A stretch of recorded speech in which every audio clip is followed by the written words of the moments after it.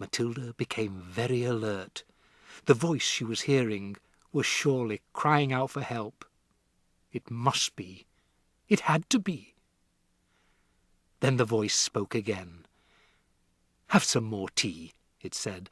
"I think there's still a drop left." Matilda nodded. Miss Honey poured tea into both mugs and added milk. Again she cupped her own mug in both hands and sat there sipping. There was quite a long silence before she said, "May I tell you a story?" "Of course," Matilda said. "I'm 23 years old," Miss Honey said, "and when I was born my father was a doctor in this village. We had a nice old house, quite large, red brick. It's tucked away in the woods behind the hills. I don't think you know it." Matilda kept silent. "I was born there," Miss Honey said, "and then came the first tragedy. My mother died when I was 2. My father, a busy doctor, had to have someone to run the house and to look after me. So he invited my mother's unmarried sister, my aunt, to come and live with us.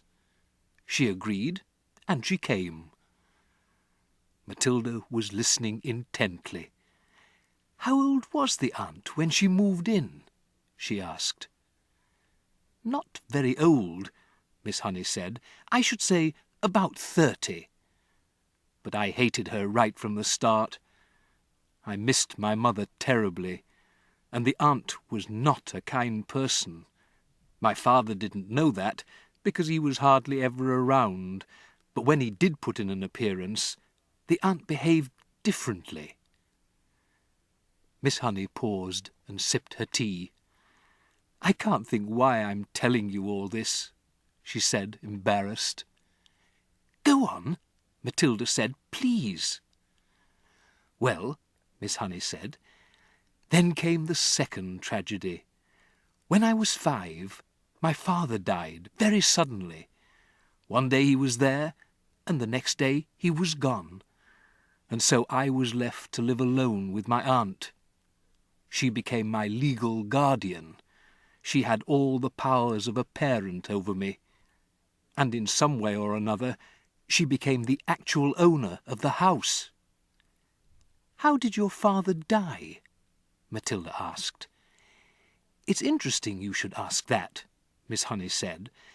"I myself was much too young to question it at the time, but I found out later that there was a good deal of mystery surrounding his death." "Didn't they know how he died?" Matilda asked. "Well, not exactly," Miss Honey said, hesitating. "You see, no one could believe that he would ever have done it. He was such a very sane and sensible man." "Done what?" Matilda asked.